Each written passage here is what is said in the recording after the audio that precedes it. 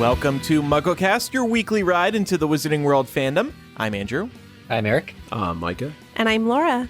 We have a variety show for everybody today. We are going to review the new Quidditch Through the Ages Illustrated Edition. We're going to hold a debate on if Quidditch is brilliant or bullshit.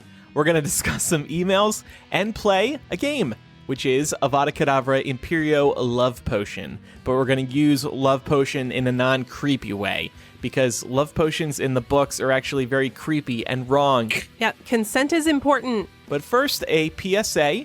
Many absentee ballot request deadlines are approaching in the United States, and early voting is also underway. So please, make sure you are registered to vote in your state right now by visiting iwillvote.com. Then think of your voting plan and vote by November 3rd. How will we all be voting this year? I'll be voting by mail. I just received my ballot the other day, actually.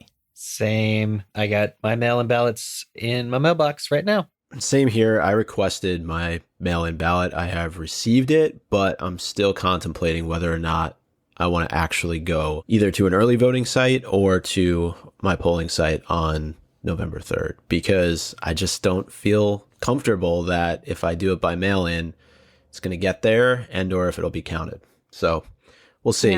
Yeah, I also requested a mail-in ballot, but it arrived super damaged. So early voting starts next week here in Georgia. So I'm just going to go early vote.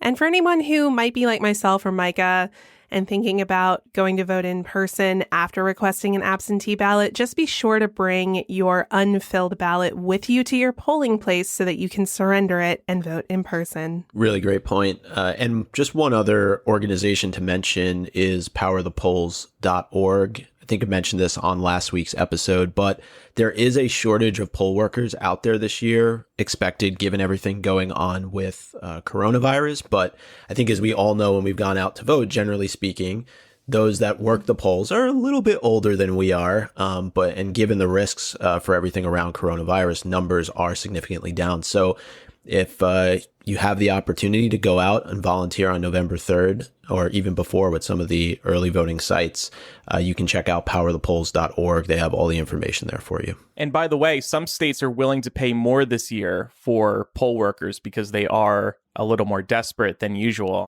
Okay, so let's talk about Quidditch Through the Ages Illustrated Edition by Emily Gravett. This is the latest illustrated edition. What are we up to now? 4 books and 3 spin-offs. So this is the 7th illustrated edition.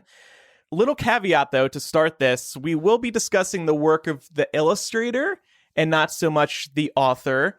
That said, at the beginning of the book, it is noted that J.K. Rowling has given all her royalties from this book to Comic Relief and Lumos. So if you do decide to purchase this book, know that while it will contribute to the overall sales numbers, J.K. Rowling herself is not receiving any money from Quidditch Through the Ages Illustrated Edition. If you really do not want to support J.K. Rowling, you could just buy this book used on eBay, etc. There are options to buy it without running your purchase through sales records. Mm-hmm. So this book was released on October 6th, and now the Hogwarts library is complete. We have Tales of Beedle the Bard, Fantastic Beasts, and Quidditch, all illustrated. It's another beautiful book. They do such a great job with these. What did you guys think? Yeah, I am wowed by the work that Emily Gravett has done. This may be my favorite illustrated edition so far. It's just every image makes you want to look deeper at every image, and also just brings me, I found myself while reading this book, just cheerful, just weirdly cheerful about. Yeah. It definitely accompanies the text very well. I agree. It was a nice break to kind of go through this book, and I really enjoyed how Emily made everything feel relevant to each chapter and subsection. I'm thinking about things like the letters, the newspaper clippings, the artifacts, the sketches. You really felt like you were looking at things from those eras because you're going through the ages, you're going back in time. And I thought it really brought Quidditch Through the Ages to life. I hadn't read it previously, so there was that aspect of it too. And I agree with Eric. I would argue it's one of the better illustrated editions of any of the books that we've seen to date. It was fun. It is fun. Yeah, so I'm actually waiting to buy it used, as you mentioned, Andrew, but in order to prep for this discussion, I pulled up some of the images that we got ahead of time and really took some time to study them. And it reminds me of going to a museum.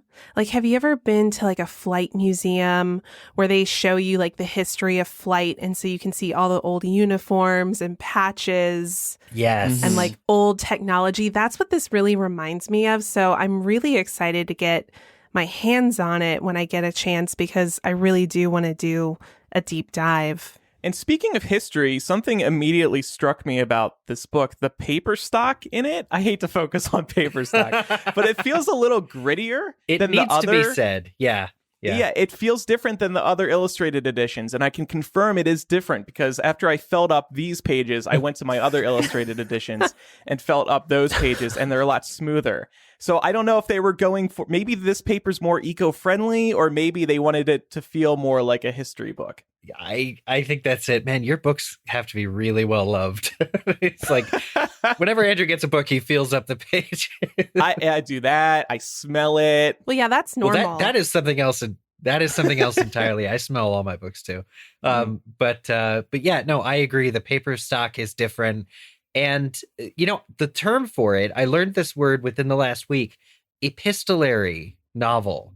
And it's books that are like the story of the book, rather than having a narrator, it's told through documents, historical documents, letters in particular, but it can also be pamphlets, brochures, posters, things that are basically, like Laura said, like from a museum. And that's what they've turned Quidditch Through the Ages into in this version, because this was not this way in the original Quidditch Through the Ages. I looked it up. Quidditch Through the Ages originally was a 56-page, very, very, very short document. All the text seems to be pretty much the same, but what Emily has done is taken every tiny little reference. Every time there's mention of a team or a particular sportsman who did something crazy, there's now a depiction of them, or a newspaper article reacting to what that person did, or these news and things like that. So she's really turned it into, like an epistolary novel, basically. Yeah. Well, and now there's so much more content because of all these extra little bits that you're talking about, these newspaper clippings, these looks inside other books about Quidditch, these photos of these players. I think one of the most impressive parts about this is, unlike the Harry Potter books, where there's a guide for illustrating them, so to speak. We've seen the movies. The world is very vivid. It's been fleshed out in 7 books. These characters in these books we've never seen before. So Emily had to pull stuff out of thin air, and I think that makes it doubly impressive. Absolutely. And I love the fact that there are illustrations on literally every single page. And I know that's hard when you get to the illustrated editions of the Harry Potter books, because it would just be impossible given the story. But I think in a book like Quidditch Through the Ages, it works. And you're constantly looking, to your point, at all the little details that have been created. I mean, she takes things from like the very slightest mention and brings them to life. And I thought that was really cool and really well done. There are some characters, some familiar faces. We see Rita Skeeter, a little illustration of her, Ludo Bagman, Gilderoy Lockhart. They all appear in the review section. Was that, Eric, I think you paged through the original Quidditch Through the Ages. Are these reviews in that book too? I'm going to take a look. I've got the book right. Oh, they are. They are in there, okay, great. Yeah. But there's no illustration, obviously, of the individuals. So that was cool also to see come to life. And I'm just curious, when did Quidditch Through the Ages originally come out? Because some of these characters, I wonder if they had been introduced yet or not. It was 2001. Right. So very early. Bathilda Bagshot had not yet had her close-up, like in Deathly Hallows, if that counts. We didn't really know who she was. We know that she had written Hogwarts: A History, but that's one character that stood out as me. What about Ludo and Rita? Yes, so the book came out in 2001, so it was after Goblet of Fire was published. So this was both Fantastic Beasts and Where to Find Them and Quidditch Through the Ages came out after Goblet of Fire and before Order of the Phoenix, which, if you really think of all the struggle J.K. Rowling went through to get Goblet of Fire out within a year, the same time frame she'd worked with the previous books. And then he considered that she also wrote at some point during that time these 2 books. It's just an incredible amount of world building in a very short amount of time. You mentioned, where did she go in our notes? Celestina Warbeck. That's a character who, Eric, you confirmed she was referenced in the original Quidditch Through the Ages, and now we see one of her records in this illustrated edition. It's pretty impressive to me how she's appeared throughout the Harry Potter series in the background time and time again. Her biggest appearance to date has been in the Wizarding World theme park, having that show where she performs a bunch of different songs. That's in Orlando in Diagon Alley. It's really, really great. Yeah. And then in this book, we see one of her records, and the song is titled "Beat Back Those Bludgers, Boys, and Chuck That Quaffle Here." The new single from Celestina Warbeck. Celestina is a little edgy there with her song titles. And for a big singer to show her allegiance to a particular Quidditch team. Yeah. Which team is that? She's singing Puddlemere United's anthem. Ah. That's their anthem, apparently. Yeah. Okay, so maybe they wrote it and then Celestina covered it for them. Isn't that Ron's team? Ron's team is the Chudley Cannons. Cannons. Somebody is in the book, very prominent, is pro Puddlemere United. Well, okay. I think Dumbledore, even in the foreword of this book, is cheering them on. And I think that's the team that Oliver Wood went to play for. Yeah, I think you're right. Speaking of Dumbledore, we do get a new illustration of him, and I was actually surprised by this one. It looks more like the Jude Law Dumbledore. He's got a shorter beard, and he's actually holding Fawkes. Yeah. And it looks like a very old photo. Yeah. I really liked that. Yeah, it kind of looked more like Gambon's Dumbledore to me, but with that's true. Jude Law's beard. Not the Richard Harris version, not the previous illustrated version that I tend to picture in my head, but still a good photo. Mm-hmm. One of my favorite parts was this pop-out where you could see the actual sizes of the Quidditch balls, and the quaffle's so large it can't even fit on the page. An inch or two of the top gets cut off. And there's a ruler on both sides, which I thought was a clever touch as well. It's pretty cool, actually, because not that it matters, but I didn't think these balls were that big. Right. No one isolate that clip, please. I just appreciated seeing the actual size of these Quidditch balls. Andrew. No, because you see them in the movie and they look smaller. I know. I'll stop. They could fit in a book. Who knew? Most of them. I agree. I like the fact that you could fold out a couple of the different sections, and it just, again, it speaks to the illustrator's ability just to really capture everything really, really well. I'm a real big fan of this advertisement for the Ballycastle Bats and Butterbeer. The sponsorship is mentioned in the original Quidditch Through the Ages that the Ballycastle Bats and Butterbeer have like some kind of arrangement. But Emily has drawn this picture of a bat upside down in a bottle of butterbeer. And he's just clearly like inebriated or buzzed on it. And he's like, I'm batty for butterbeer.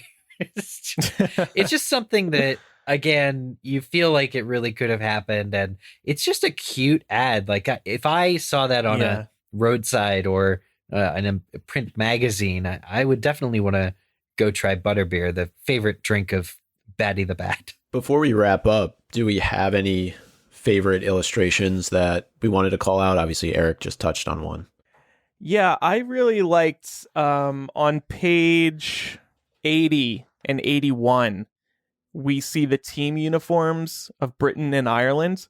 And what I really like about this is each team's uniform is very unique. And I just really appreciated the fact that Emily decided to come up with completely different designs and colors for every single team. And like we've been saying, this just really opens up the world of Quidditch. It's really cool to see how diverse the sport is. I really enjoy looking at all the different team patches. I kind of had like a throwback moment to, I think it was Goblet of Fire, where Cho Chang is wearing a patch for, I think it's the Tut Hill Tornadoes. Tornadoes. Yeah, and Ron's like crapping all over her and thinking he's like trying to gatekeep the sport. And it was cool to see that imagined because I was like, oh, that's kind of what I pictured it to look like. So I think that we can give a lot of props to the illustrator here. I think her style captures, the whimsy of the core Potter books. So yeah, I've got two favorite illustrations. One of them's another pop out. It depicts a hunt for the golden snidget, which was the precursor to the snitch. And it's just all these people setting out to hunt this poor little bird. And then at the end, the guy is being given money, who won it, just like crowned victor.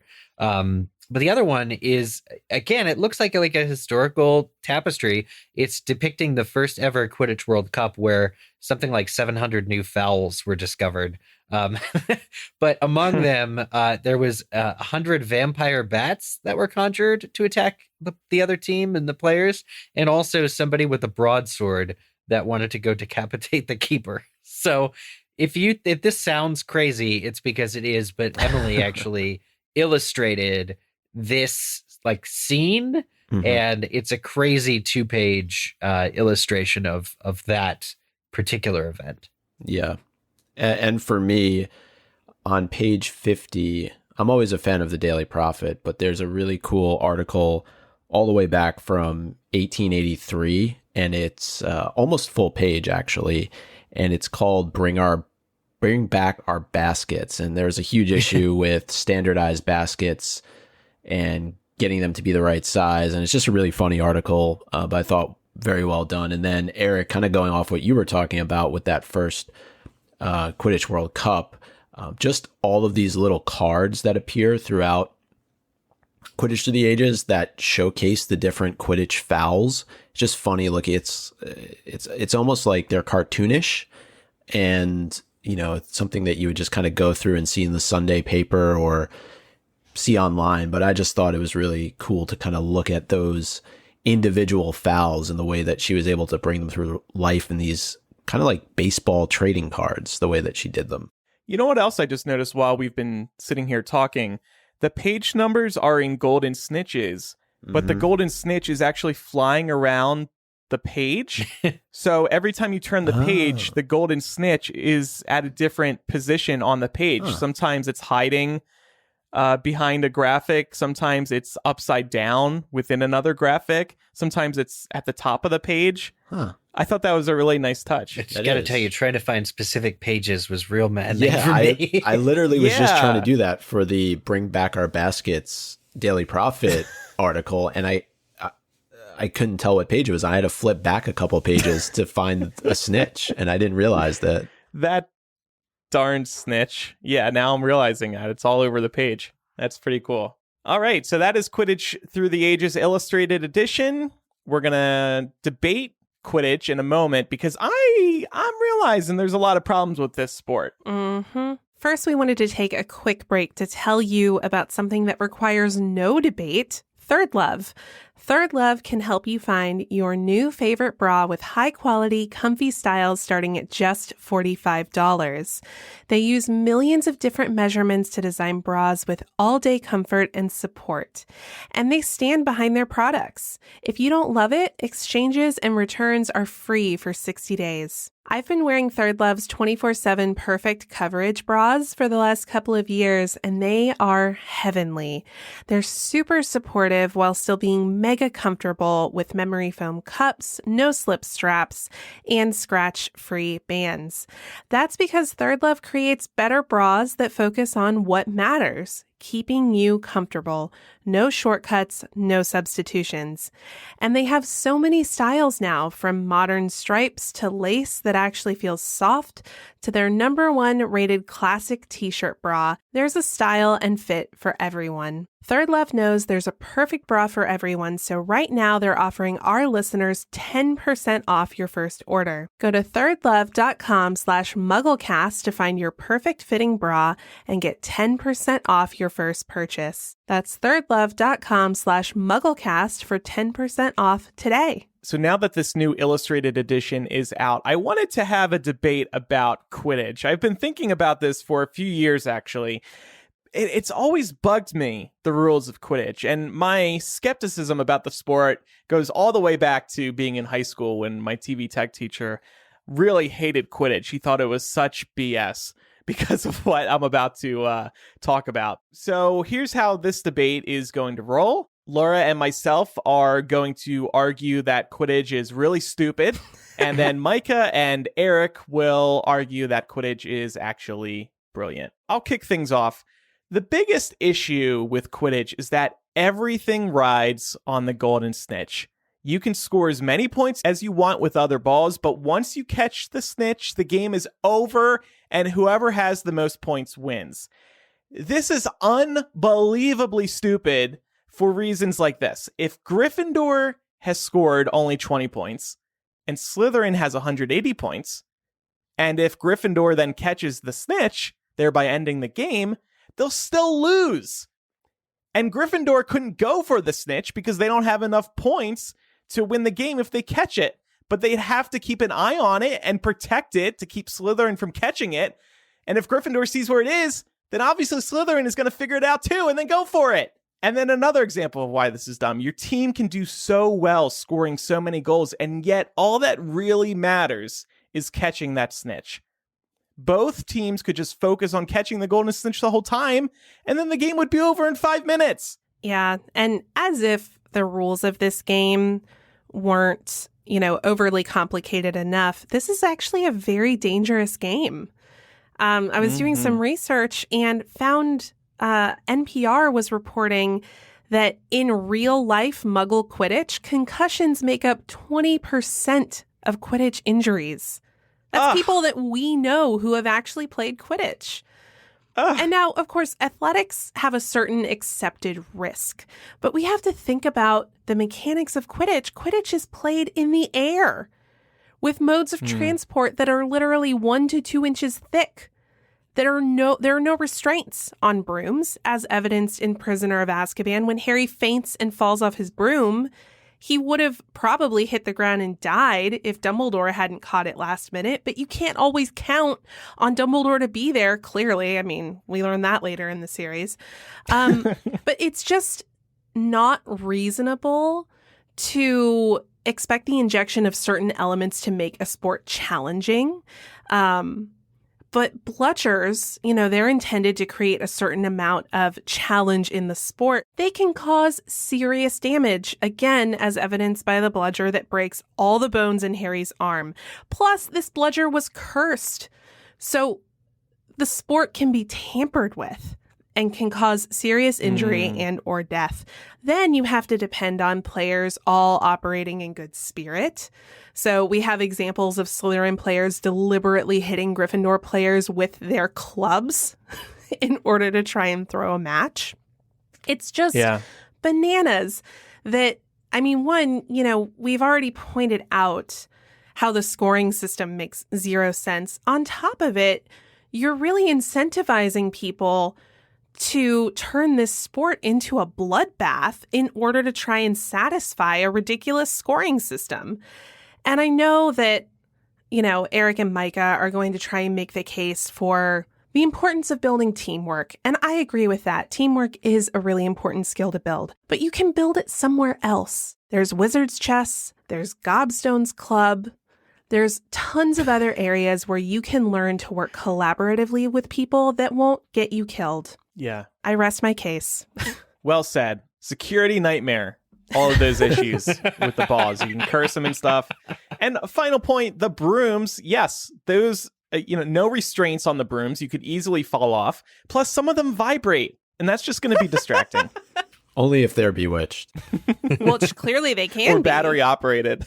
Remember Harry's broom in Sorcerer's Stone? Thank you for reminding me, Micah. I appreciate that. Thanks, Micah. Security nightmare. Well, Micah, you're a sports guy. You wanna step in here? Well, that was actually the way it went during our Slack conversation, right? Like, let the sports guy argue in favor of Quidditch. There is a sense of unity and teamwork that comes from a sport like Quidditch. And I would even argue, look at the Quidditch World Cup. Look at every 4 years this event takes place. and you have wizards and witches from all over the world that come together in a way they otherwise would never have. They get to interact with each other. Yeah, maybe it gets a little tense at times if your team is playing their team, but just think about all these individuals in one place that would otherwise not be there. And Quidditch gives people a sense of national and local pride in a way that gobstones and wizard's chess surely do not. I mean, those Muggle games, come on, chess and marbles, really? And Quidditch for young play, even for players of every age, it's a means of physical activity. What kind of physical activity do you get from wizard's chess or gobstones? You get shot in the face from all different types of chemicals in gobstones. That's safe. And Dumbledore himself, you want to talk about Dumbledore, in the beginning of Quidditch Through the Ages, what does he say? As we have developed the game of Quidditch, so it has developed us. Quidditch unites witches and wizards from all walks of life, bringing us together to share moments of exhilaration, triumph, and for those who support the Chudley Cannons, despair. And Andrew, I'm so glad you brought up the golden snitch at the beginning, and you seem to be very frustrated by the idea of strategy. Mm-hmm. That is part of playing a game like this. You have to have a strategy. And if you're not up by enough points, don't catch the snitch. It's that simple. Yeah. And I think you also said all that matters is catching the snitch. Well, that's not always true. Just tell Victor Crumb that, because he caught the snitch in the 492nd Quidditch World Cup and it didn't get him anything. Yeah. I mean, I just jumping off of what Mike has said, and I would actually like to defend the use of the snitch for ending the game, because how else would you end a sports game? You'd probably do what American football or basketball or hockey do, and they have time periods. But here's the thing. Okay, and this is something I've always had a problem with in American football. You watch as the clock ticks down from 15 minutes for each quarter. 15 minutes for each quarter. So you'd think that every football game ever would last 1 hour, right? Oh, what an digestible time period. 1 hour.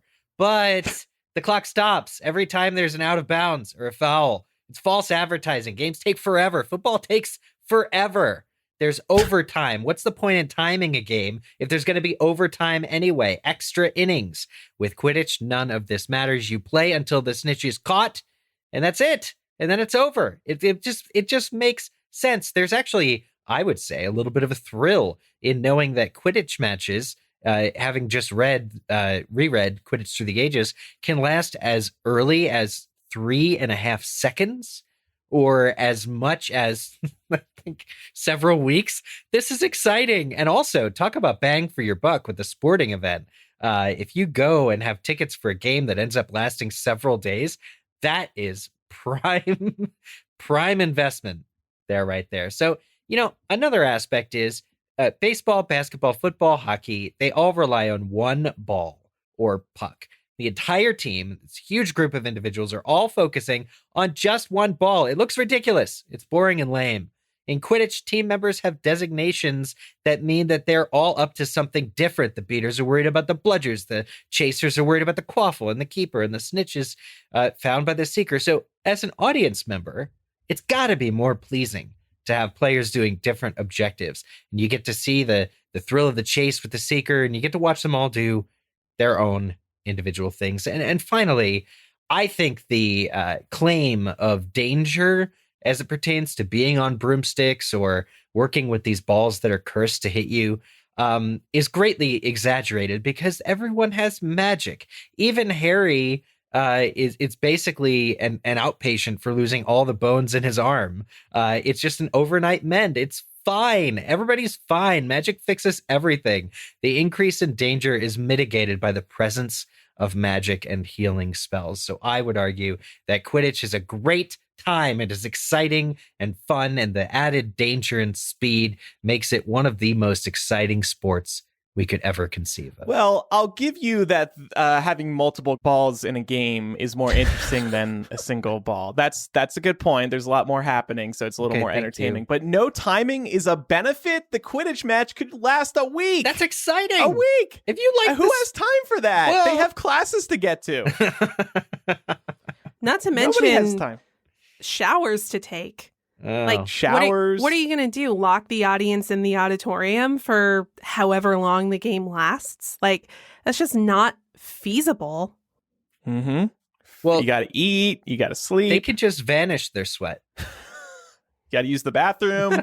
No, I don't accept that they're going to vanish it. And then Micah brought up that Quidditch isn't a physical or Quidditch is a physical activity and gobstones and chess aren't. Okay, Quidditch isn't that physical. You're on a broom the whole time. You're not actually doing much of the work. If you want physical activity, you could just walk around Hogwarts. It's huge.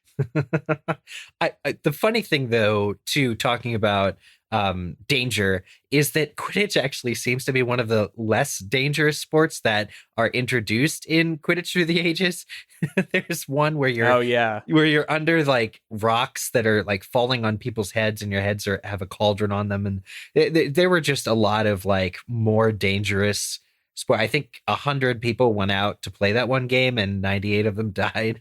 So, I mean, Quidditch may have an element of danger, but that's what I would call flair, because there are worse sports out there. It is the one thing that binds the wizarding community throughout the world. What else does? Voldemort's reign. It brought everybody together. Right, and we're not sitting here arguing that was a good thing for people. I don't know about that.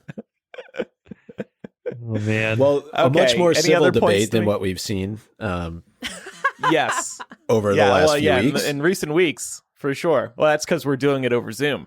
If all debates were on Zoom, it'd be very different. Did a fly land on anybody's head during that? Oh, maybe. Yeah, I didn't once have to step in and be like, I am speaking. Oh, gosh. So we'll post polls on social media this week asking who won the debate. While we appreciate your stance on the matter, we would like to know who won this particular debate. So keep an eye out for those polls and then vote for who you think won. All right. Well, before we get on to Muggle Mail, we wanted to let you know that this week's episode is also brought to you by Peacock TV. And this week's sponsor couldn't be a more perfect fit for Mugglecast. Peacock TV wants you to know that the Harry Potter movies are streaming for free on Peacock, the brand new streaming service from NBC Universal. And honestly, what better way to celebrate the month of October and Halloween than by escaping to Hogwarts? Am I right? Heck yeah. And you can watch those Quidditch matches too. And then you can determine if Quidditch is a good sport or not. The Harry Potter movies, of course, nailed the Halloween vibe, especially in the earlier films. And you can relive the magic by watching the movies for free on Peacock TV. Peacock has thousands of hours of hit movies and shows, plus exclusive originals, timely news, live sports, kids entertainment, and dozens of always-on channels. All 8 Potter films are available for free on Peacock, the streaming service from NBC Universal, all October long. So sign up at peacocktv.com to stream now. Again, sign up at peacocktv.com to stream now. And unlike those other services, this one is free. So it's time for Muggle Mail now. We'll start with a couple of voicemails. And a lot of people wrote in about the port keys that we were discussing last week. Are they a plot hole or not, particularly at the end of Goblet of Fire? So here's the first voicemail about that. Hey, Mugglecast crew. My name is Justin. I'm a long-time listener. I was listening to your plot hole episode, and I might have an answer for the port key as the Triwizard Tournament. How I always imagined it was that the end of the Triwizard Tournament was the port key was always in place so that whoever touched it first would be transported out of the maze and declared the winner. When Moody took the Triwizard Cup, he actually put a second port key on it, unaware that Dumbledore had already put the first. So when Harry and Cedric touched it, Moody's port key spell transported them, and then when Harry touched it a second time, Dumbledore's first one transported it back like it should have at the original if Moody hadn't touched it or hadn't dealt with it. So just my theory. All right. Hope y'all are doing well. I love this, actually. I do like the idea that, because we had asked last week, like, why did the port key take Harry from the center of the maze, but then return him to the front of it? And I like the idea that the intention was for the port key to transport the winner from the center of the maze out to the front of the maze. Yeah, definitely. That makes sense. Yeah. Okay, here's another thought on the port key from Shane. Hey there, Mugglecast. This is Shane from New York, and I just finished listening to your Plot Holes podcast, which I really did enjoy listening to. But I do have, I think, an answer for one of the plot holes you brought up. So you talked about the portkey back to Hogwarts after the little bout with Voldemort in the Goblet of Fire. And I always thought that the reason that the portkey was able to bring him back to Hogwarts was because of what was happening with the wands and how his parents came back. I thought they were able to put some special sort of magic onto that to get him back, just to watch over him. Let me know what you think. Thanks for doing what you're doing. That's interesting, too, that those that had been killed by Voldemort would, through Priori Incantatem, protect Harry. And perhaps there's side effect magic of that spell would be that they could help get him back to Hogwarts safely. I like that. I mean, they're really magical people. If anyone could do it after death, they could. I like the idea because you just don't know what's going on in the graveyard anyway, and to have it be possible that the shadows of Lily and James and Bertha and all them could do something like this for Harry, I think is useful, because you also want to see these people putting up a unified front, right? Like Voldemort got them, but he didn't get the last of them. Like they still had some help to give. Right. Yeah. Well, the next theory is just a bit darker. Yeah. So this comes from Jacob, and it's definitely a more macabre interpretation. Jacob says, during your plot holes discussion, you questioned how the portkey would transport Harry back to Hogwarts. Wouldn't Barty Crouch have disabled this route when he modified it? Maybe, but what if the plan was always to send a dead Harry back to Hogwarts, leading everyone to wonder how he had died just as he claimed victory? The plan was always for Harry to die during the tournament to limit knowledge of Voldemort's return.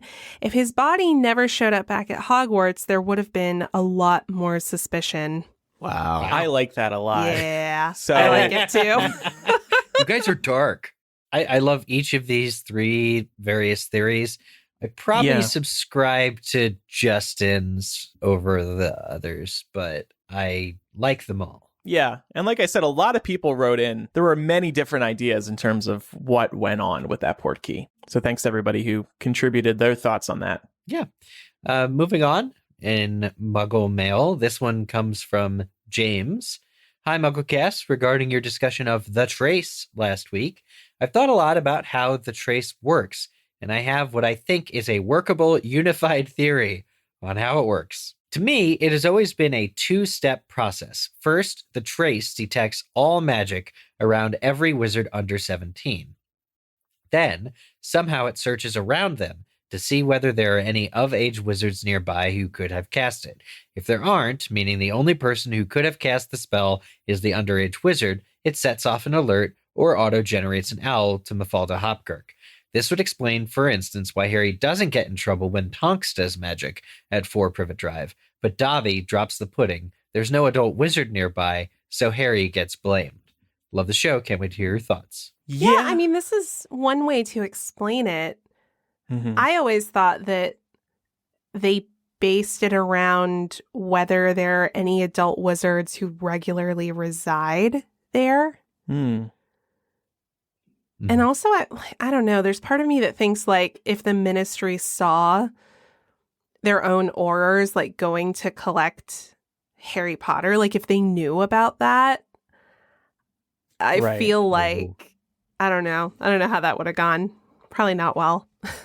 That's actually a really good point. I am calling for a complete reworking of the trace system. I'm calling on the Ministry of Magic to please throw out the old system and implement something better. This next email is from Lauren. Hi, Mugglecast. I really enjoyed your latest episode on plot holes in the series. The plot hole that has always bothered me is that when Harry has his Marauder's map borrowed by Fake Moody in Goblet of Fire, he never gets the map back at the end of the book. But in Order of the Phoenix, Harry has the map back in his possession again, and he uses it to help the DA avoid Umbridge. I know it's a really small plot hole, but it has always bothered me to not know how Harry got the map back. Well, Lauren, this is what the Harry Potter TV series is going to do for you. It's going to show scenes like this. Yeah, I don't know how he would have gotten it back. Did he just happen to find it in Fake Moody's office? It was a writing mistake. You think it was so? confirmed to be like a a writing mistake. But yeah, I think he would just find it or get it back at the end of the year. The Weasley twins would search it out too, I think. They'd be eager to help out Harry find that. All right. Next email comes from Ailey, who says, I've just finished episode 485 on plot holes, and I wanted to share my understanding of Lily's love protection magic. I believe that it was because Voldemort gave her the choice to live that her death saved Harry. If you think about it, James also died to protect Harry, but his death conferred no magical protection. It was only because Voldemort himself told Lily to stand aside that her choice to die protected Harry. I believe that if Voldemort had simply broken down the bedroom door and killed Lily immediately, Harry would have died and Voldemort would have retained his power. This accounts for other parents, etc., dying to protect loved ones without invoking the same kind of magical protection. An interesting point that follows from this is that if Snape had not loved Lily, Voldemort would have not fallen at the Potter's house, and Harry would not be Harry. The entire book series only happened because of Snape asking Voldemort to spare the woman he loved. Love the show. Thanks for all that you do, Ailey. Yep. I like that a lot. Beautifully put. Yep. It all goes back to Snape. Well, and Voldemort agreeing, right, to spare her. That was big I've of always Voldemort. wondered Voldemort, why, though. Like, well, why? you just gotta gotta help help your a small brothers out favor for a sometimes. loyal. Yeah. Throw him a bone. I don't think that's it. I think it's sort of like the path of least resistance, and Voldemort, I mean, he didn't see Lily as particularly important one way or the other. And we see that I think it's the end of Deathly Hallows where he and Harry are having their final showdown, and Voldemort's like, there are other women. He could have found somebody else. Like, he clearly does not get it. So our next one comes from Talia. Talia says, I just finished listening to your Plot Holes episode, and I'm currently rereading the 7th book. When Nagini comes out of Bathilda, Voldemort and Harry have this intense inner brain showdown where we see the night of James and Lily's murder from Voldemort's point of view. James tells Lily to go upstairs while James guards Voldemort at the door, and there's a whole period of a good 2 minutes while Voldemort kills James and moves upstairs. Why couldn't Lily just grab Harry and apparate? Why did she barricade herself in the bedroom in the hopes that it would work out? Maybe she didn't want to leave James behind. Where would she apparate? She doesn't know what's going on elsewhere. And, 2 minutes when the worst person on earth is downstairs. Yeah. I don't know if that's a lot of time to think things through and come up with an alternate plan. Yeah, I mean, we have to remember they were caught off guard, too, because they thought that they were safe. They had a secret keeper. Right. And in that moment, they would be realizing that something happened and their friend betrayed them. And now Voldemort's, coming in their front door. That doesn't give you very much time to think of a plan. Yeah. I do like the suggestion, though, because apparition is immediate, that you could, if you were in immediate danger, you could possibly get away. I genuinely find that intriguing. Do you That's think what I would do if there was a robber in my house? Like the alarm went off in the middle of the night, I would just apparate out of there. Bye. Yeah. Mm-hmm.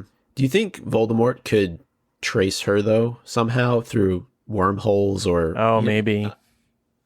There's got to be a spell for that, right? If somebody apparates, you can kind of do a spell that shows where the last place was that they went. Yeah, maybe. Yeah. It's a good point. I mean, it's very reminiscent of, we're in Halloween season right now. It does make me think of that movie and, Jamie Lee Curtis, like always running into the bedroom or into the closet when Michael Myers is chasing you. Like, that is not the best place to go, people. Come on. Haven't these people seen a horror movie? So the next bit of Muggle Mail comes from Marissa. Hi, Mugglecast. I listened to episode 485 Plot Holes, and I have some thoughts on the subject of tools for wizarding law enforcement, like the Veritas Serum, as you mentioned. I always wondered why the pensive wasn't more widely used for this purpose. I wish we knew more about the spell used to retrieve memories. I'm guessing it's a complicated spell, which is why we only see skilled wizards using it. But if it's not, why couldn't the Ministry review Harry's memories of the night Voldemort returned? Would love to hear your thoughts on this and the memories pensive in general. Yes and no, right? Because memories are shown to be editable and flawed and faulty in Half-Blood Prince. True. Yeah, they can be tampered with. And I think that's the reason that this isn't like a common law enforcement tactic. Also, I think when it comes to, the ministry wanting to substantiate Harry's, memory of what happened, they don't, because Fudge doesn't want to believe that Voldemort's back. So they clearly don't want to do anything to try and justify Harry's recounting of events. They just want to paint him as a liar. Yeah. Good point. Okay, next email comes from Margaret. Hello, Mugglecast. I've listened to you for many years, but this is the first time I am writing in. Thank you for a great podcast. Well, thank you for writing in, Margaret. There is one plot hole that I always wonder about when reading Deathly Hallows. When Harry, Ron, and Hermione arrive in Hogsmeade before the Battle of Hogwarts, they are met by an alarm and they are not able to apparate out. Later on, almost all the students of Hogwarts are evacuated from the Room of Requirement to the Hogshead, but where do they go from there? Will they not set off the alarm if they try to leave? Are they all stuck at the Hogshead for the time the battle goes on?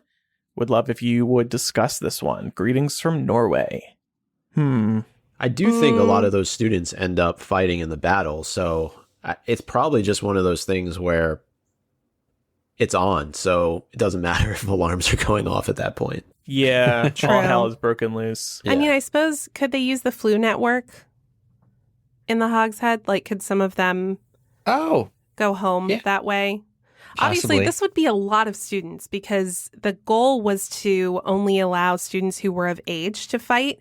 We know that there are a number of students who were not of age who stayed behind anyway, but I have to imagine a lot of the underage students fled somewhere. Yeah. They could have True. just slept overnight in the Hogshead and then, the next morning things are okay.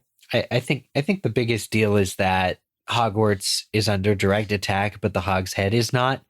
If any Death Eaters caught wind of the fact that there were all these students in the Hogshead, that might change things a little bit.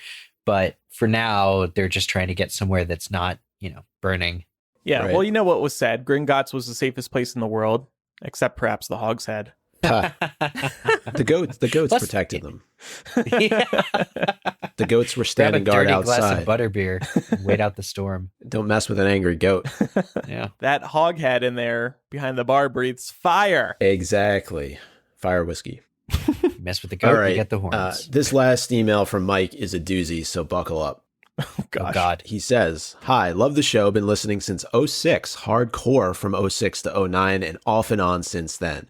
Recently, I listened to some new stuff and enjoyed your discussion on biggest plot holes. I like to preface this by saying I love Chamber of Secrets, and it was the book that got me into Harry Potter, but after reading it so much, I've come to realize it is just a minefield of plot holes. We love Chamber of Secrets too. It's kind of like our bastard of the series because we can never come up with anything for it. It's like our Jon Snow, really. First of all, why did the police or Aurors or any adult just believe this Tom Riddle kid when he accuses Hagrid of opening the chamber? Even if he did have the spider, why would they think that's the monster? And since when do spiders kill people, leaving the body perfectly preserved? Maybe check for a spider bite. If they believed Hagrid did do it, why was he allowed to stay at Hogwarts? I know Dumbledore was behind it, but they think he murdered a student, yet they just snap his wand and they're like, you can go free. Hell, live next door if you want. They don't care about security. Security nightmare. Next question. Also, once they discovered it wasn't Hagrid, shouldn't he have gotten a new wand and a chance to get his GED or something? Yes. Yes. Yes. That's always made me Yep. sad. Another thing that makes no sense is why no one asked Myrtle how she died. Wouldn't that be the first thing you'd ask? As soon as she says she saw 2 eyes and died, you know it wasn't an 8-eyed spider that killed her. I mean, there can't be that many creatures that can kill you just by looking at you, and a huge snake is right up Salazar Snake Man Slytherin's alley. Isn't it kind of rude to ask somebody how they died? Well, yeah, I feel a little Myrtle kind uncomfortable. of acts that way in Chamber of Secrets. Right. And how hasn't a ghost floated around and noticed a chamber or pipes or something? They just float around halls for like 500 years. I mean, explore, live a little. And finally, and people know Voldemort is Tom Riddle. As soon as you found out his identity, wouldn't you question the fact he was at school when the chamber opened and framed Hagrid? A Gryffindor. I mean, seriously, a Gryffindor, heir of Slytherin? It's clearly a snake in the chamber. Sorry for the long rant, but I really needed to get this out. Love the show and keep up the good work. For you, Andrew, stay classy, toots. That's a throwback that I'm not proud of. Wow. But these are, I mean, Mike does it in a really fun, tongue-in-cheek way, but these are some plot holes that we definitely didn't touch on last week. I think some of them are valid for sure, but others, I think there are some excuses that could be made. Time for a little more fun? Yeah. What game have you prepared for us? It's a game we haven't played in a while. Avada Kedavra, Imperio, Love Potion. And as you mentioned at the top of the show, Love Potion in a, hey, I think you're cute kind of way, not a, I'm going to force you to love me kind of way, like Merope did to Tom Riddle Sr. Mm-hmm. Because we haven't played this in a long time, I don't think we've ever done a Fantastic Beasts edition of this game. Oh. So, who wants to go first? I have 3 characters picked out for each of you. I'll go first. Kill the Niffler. No. We will Always not be killing Niffler. any Nifflers. Oh, okay. But you said and then put it Fantastic on a Beasts, pizza, right? Oh, yeah, Niffleroni. All right, Eric. So your 3 characters for Avada Kedavra, Imperio, or Love Potion are Credence, Abernathy, and Pickett. Aw. Okay, this is hard. I love how we spent a lot of work softening the Love Potion thing to not be rapey, but Imperio is really also very bad. I was just thinking you're of taking away that. someone's agency, not the greatest thing. Okay, so I'm gonna make this short. Abernathy, he's out of here. AK, he's a traitor. He betrays the good people, works for Grindelwald, helps Grindelwald escape. That's an easy choice. Between Credence and Pickett, maybe I'd do a little romance with Credence. He seems like a big, strong man. He could protect me, especially in his obscurial form. And then Pickett, I would get, I would ask nicely, but if Pickett said no, I would get him to like pick a lock for me and get me like vast sums of money, like help me break into a bank. I would probably, if I were very desperate, I would get Pickett to help me pick the lock, or even on the side of good, pick the lock to a famous politician's office and then expose all their lies, something like that. Oh, so all right. Using Pickett for good. I like how you said Credence is a big, strong man. He's a wimp to me. No. I mean, in his obscurial form, he's very strong. He's very protective. Remember how he protected his sister? Oh, and then he accidentally killed her. I guess that's a bad example. What a catch. But anyway, those are my answers. All right, Andrew, you ready? Sure. All right, your 3 characters are Jacob Kowalski, Nagini, and Theseus Scamander. Ooh, Theseus. I would. Wow, this is tough. I mean, Avada Kedavra and Imperio. I would kill Theseus because he's nothing like his brother. I just prefer Newt. So I would Love Potion Jacob because I want somebody to bake me bread forever and always. And he's just so cute and funny. And I just, if I'm in the wizarding world, presumably I'm a wizard. And I think it'd be kind of cool and edgy to date a muggle. Like, I want to be different. So that'd be fun. Mm-hmm. And then I would Imperio Nagini. I hate to do that. I think Nagini has lived a tragic life, but Nagini is going to turn into a bad character later on. So I got to get that ish under control. I'm ready. Laura, you're ready. Okay. Your 3 characters are Lita Lestrange, Dougal, the Demiguise, and your favorite, Yusuf Kama. Yes, I was hoping he would make an appearance. God. Yeah, so definitely we're AKing Yusuf Kama. Like, there's, what's the point? I don't understand. Steve Clovis point probably agrees with you. He probably did the same. And yeah, Lita definitely. I would ask Lita out on a date. I'm not going to Love Potion her, but I would ask her on a date. I think she'd be pretty rad. And I would Imperio the. Oh shoot, I'm forgetting off the top of my head. The Demiguise. The Demiguise, excuse me. I I would definitely want some cuddles. So I'd be like, At any cost, you do the whole like, yeah, hug me. yeah, just cuddle me, just hang out with me. You're yeah, gonna that's Imperio what I me? would do. No. Oh, don't worry. Just to cuddle. Oh, okay. Just to cuddle. Yeah, but I mean, kind of similar to Pickett, you could use Dougal for your own personal needs. I mean, he could get in anywhere and take anything you want. Yeah, but that just feels so nefarious. Oh. Don't want to I use really him. like cuddles. So Okay, all right. Cuddles. That should be the name of this episode. Cuddles with Dougal. All right, great. Well, that was fun. Yeah, we'll turn the tables on you next time. All right. It's time now for Quidditch. Last week's question: who was Fudge's opponent in running for Minister for Magic? It's a hard one. This is kind of a blink and you'll miss it answer, but it's covered in book 4 that the correct answer is Barty Crouch Sr. Oh, wow. Yeah. Did a lot not more know to that. it than that, but correct answers were sent in by Lance Dance, Chelsea, Fort Voldemort, and Count Ravioli. So just a few people. But yeah, evidently it was Barty Crouch's son getting sent into Azkaban, and it's his actual death that caused people to be like, Barty Crouch Sr., not a good dad, probably wouldn't make a great Minister for Magic. And so Fudge got the job. Speaking of Quidditch, or both, next week's question. It's a Quidditch question. Quidditch question. Yeah, say that. All you have to do actually for next week is just say that 10 times fast and send it in to us. You win. Yeah, send in your voicemails of you answering. Who was the seeker for the Irish national Quidditch team in 1994? Hit us up on Twitter to submit your answers, and also follow us on Twitter. We are Mugglecast there. We're also Mugglecast on Facebook and Instagram. We'd also love your support at patreon.com/Mugglecast. You get bonus Mugglecast. We recently released a new bonus Mugglecast in which we're recording our new trailer, which should be in podcast directory soon. You get early access to the show. You get ad-free Mugglecast. You get to tune into our live streams every Saturday. And if you pledge at a certain level, you will also get a new physical gift every year. All the shirts, by the way, are now out. We're so excited about that.